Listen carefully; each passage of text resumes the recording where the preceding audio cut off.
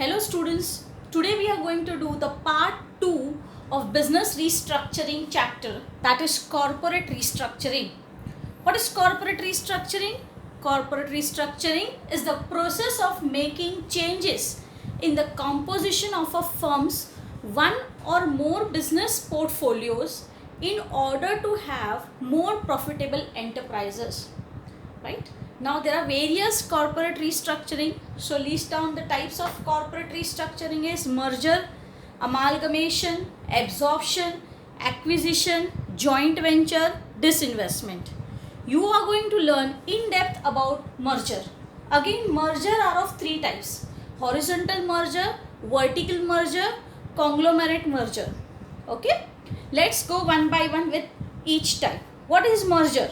Merger is defined as combination of two or more companies into a single company. A merger can take place either as an amalgamation or absorption. What is amalgamation? This type of merger involves fusion of two or more companies. After the amalgamation, two companies lost their individual entity, that is identity, and a new companies come into existence.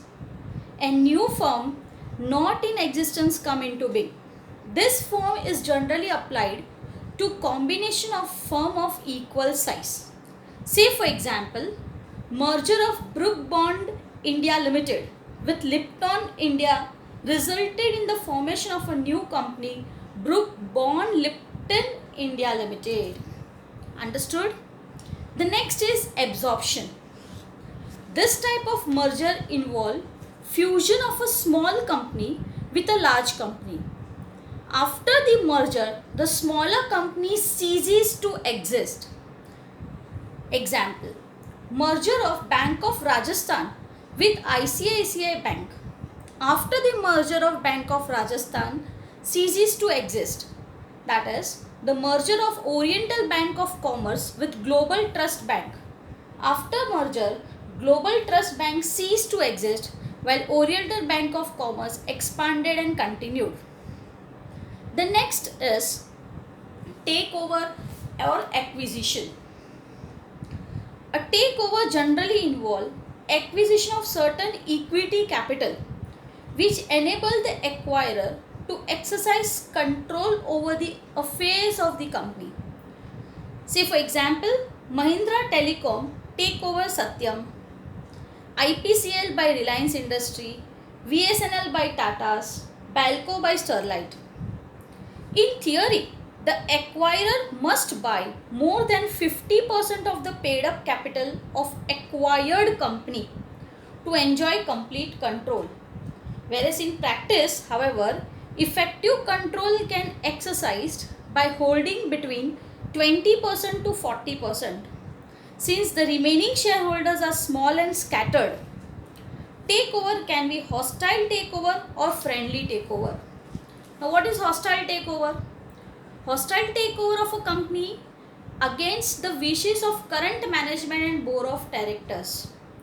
Example, recently consummated ArcelorMittal deal with an example of hostile takeover, where Allen Mittal Group acquired management control of Arcelor against the wishes of Arcelor management. India Cements take over Rassi Cement in 1998. ITC takes over East India Hotel Limited in 2000. Here, the target company doesn't have any prominent rule that they take a permissions of the subsidiary company. Friendly takeover. It is a takeover affected with the consent of taken over company. In this case, there is an agreement between management of two companies through negotiation, and the takeover bid may be with the consent of majority shareholders of the target company. It is also known as negotiated takeover.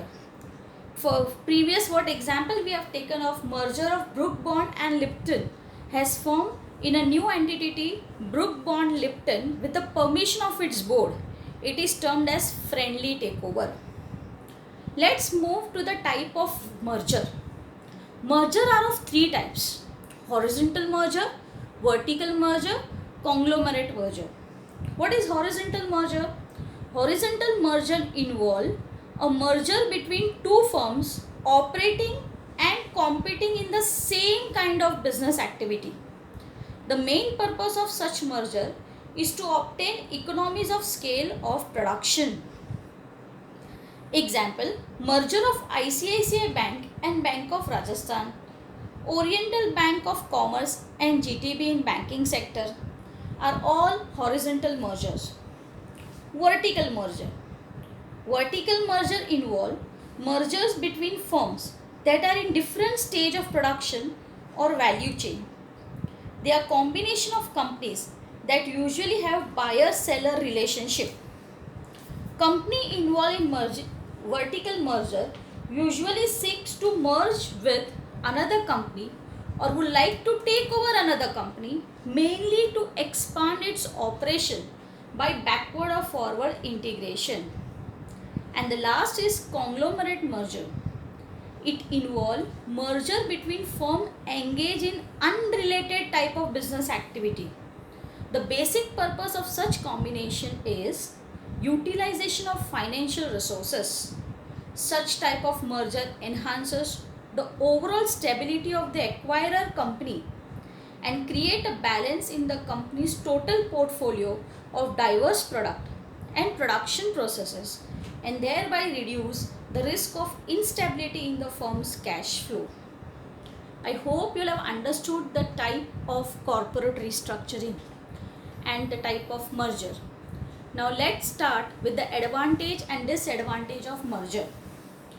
The first advantage of merger is your favorite point: economies of scale. These generally refer to a method in which the average cost per unit is decreased to the increased production, since fixed costs are shared over an increased number of goods. The next is increased market share, or I can say increase the revenue. This motive assumes that the company will be absorbing the major competitor and thus increase its power by capturing increased market share to set prices. The next point is cross-selling. For example, say a bank buying a stock broker could then sell its banking product to the stockbroker customers, while the broker can sign up the bank customers for brokerage account, or a manufacturer can acquire and sell complementary product. These all are the examples of cross-selling. And the last is resource transfer. Resources are unevenly distributed across the firm, and interaction of target and acquiring firm resources can create value through either overcoming information asymmetry or by combining scarce resources. Example: laying off employees, reducing taxes, etc. The next point is of limitation, or I can say demerits or disadvantage of merger, is substantial increase in price. A merger reduces competition and thus can give the acquiring company the monopoly power in the market. Second point is job losses. A merger can lead to a situation where employees have to lose their job. Usually, while merger or acquisition take place, companies tend to reduce or remove those assets which will not be resulting in their profit rearing process. Again, the next point is diseconomies of scale. New company may experience diseconomies of scale from the increased size. After a merger, since the size of company is increased, it may lack the same degree of control and thus may struggle to motivate workers. Last is loss in productivity.